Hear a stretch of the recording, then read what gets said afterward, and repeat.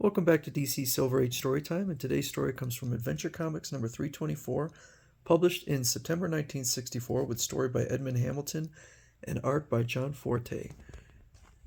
We members of the Legion of Super-Outlaws, they don't call themselves that, warn you not to interfere with us, Superboy. I, Beast Boy, can change into any animal in the universe.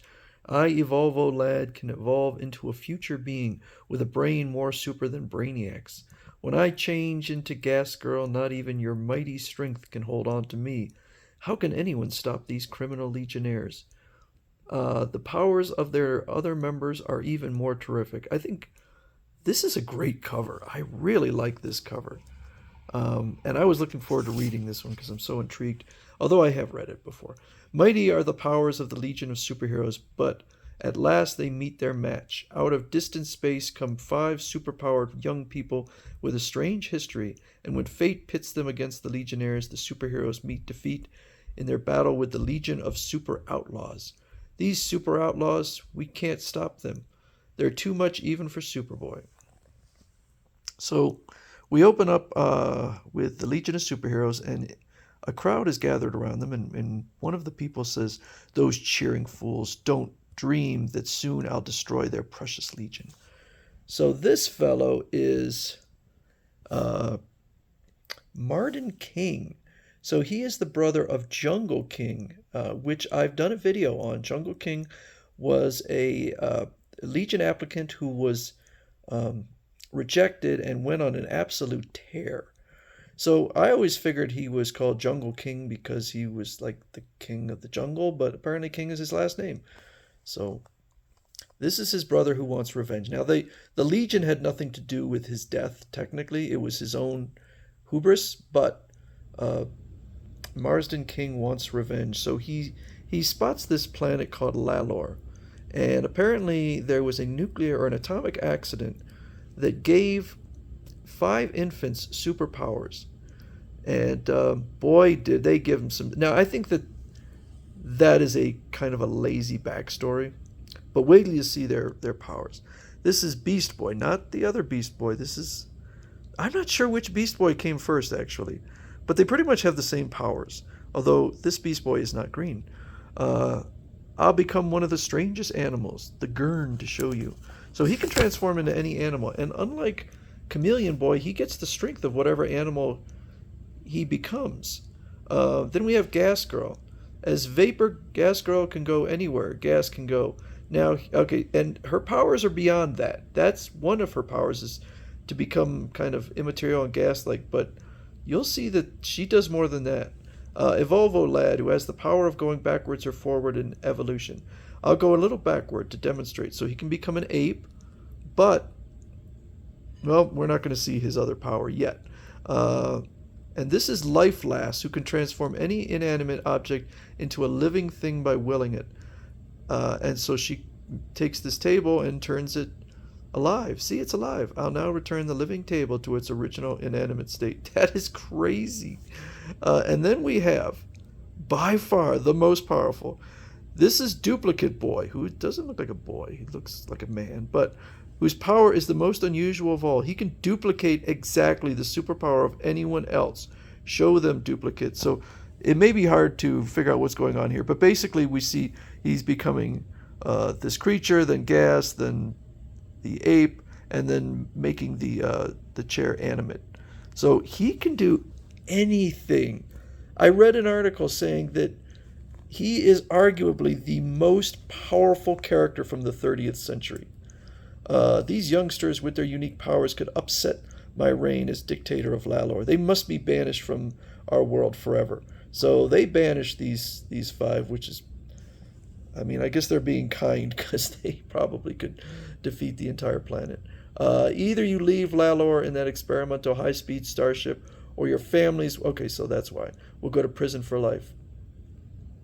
So Marsden King sees them and sees an opportunity. So he speaks to them and offers them a home on Earth. A home again on a world with human people. We accept, we'll come to your planet. So he welcomes them, but tells them that the Legion of Superheroes are jealous of any rivals, and You may need to use your superpowers to resist them. We'll fight if we have to. We're tired of wandering in space homelessly. They seem like really good folks. But they are being used by Marsden King. So he calls on the Legion of Superheroes for help. And, that'll bring the Legionnaires here. And I've deceived my young Super-Outlaws, so they'll fight and destroy the superheroes. So they get sent a team that includes Starboy, Invisible Kid, and Shrinking Violet. But Superboy has also returned. Superboy says, "This may be very dangerous, Violet. Your power of shrinking to tiny size and Starboy's power of making things super heavy and Invisible Kid's invisibility powers are not much good in a fight." What a jerk. Okay, first of all, even if that's true, maybe you could say that about Shrinking Violet and Invisible Kid, but Starboy actually is pretty tough. But they just, we won't let you battle those Super-Outlaws alone. Now, I'm not saying the Superboy isn't significantly stronger than the three of them combined, but really, Superboy, come on. So they call in a Volvo lad. My superior brain has analyzed all the factors, and I deduce that the one called Superboy. Okay, so this is his other power. He evolves his brain into the future. Superboy will be the most dangerous attacker. I have devised a plan as to how we should deal with him. Listen, I really like how they're all working together. But with Duplicate Boy, he can just duplicate Superboy's powers and just tosses him in this window where there's a kryptonite cage waiting. A cage with bars of green kryptonite. Its influence is weakening me, sapping all my powers. And so the other three face off against two more of the members. So Gas Girl, she can change herself not only into a gas, but a specific kind of knockout gas. And I assume she can change herself into other kinds of gas. And so he is knocked out. And Starboy is not a weak character, but she takes him out easily. Invisible Kid is there, and he's invisible. But Beast Boy uses his power to change into a dark beast that lives on Lalor. And the beast has these huge ears and can hear Invisible Kid and just grabs him up. So Shrinking Violet, seeing that things are going badly, shrinks herself down and hides in this tunnel. She says, "In this tunnel I couldn't be seen even by X-ray vision, for there's lead in the rocks and soil of this region." Okay. But he can see her little tiny footprints, and so given the fact he's Duplicate Boy, he can just shrink down because he's not stealing her power, but he's duplicating her power.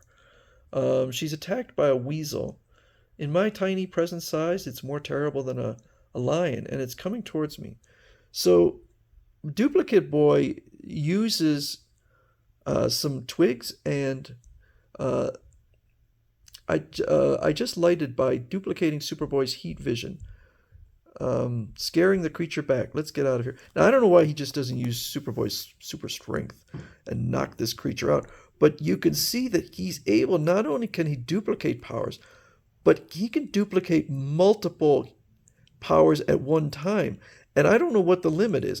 Because he's not around Superboy, it almost gives the impression that his ability is permanent. And now you're our prisoner and must be secured like the others we capture. Come along. He was so brave in saving my life and is so handsome. If only he weren't one of the Super-Outlaws. So Marsden wants them to kill the heroes. We don't take life. We only want to prevent them from driving us off this world. They're good folks. The rest of the superheroes, when they return from missions, will come after you. Your only chance is to take the offense. Seize their clubhouse and their scientific weapons. We'll do it to defend our right to stay on Earth, and we'll take the captives with us. Our friend King says the clubhouse of our enemies will be locked, but Duplicate Boy, you're not listening. Whatever. Sorry, Gas Girl. I can't understand how a girl as pretty as Shrinking Violet could be one of the tyrannical superheroes. Gas Girl, in her vapor form, can go through the keyhole and unlock the door. Good. When she opens it, we'll take the captives inside and prepare the clubhouse for defense against the other superheroes. I've done it! I've tricked these mighty super outlaws into becoming my allies. With their help and with the Legion's own powerful secrets here, I can wipe out the superheroes forever. I love this story. This is a really good story. And so we'll see what happens in part 2.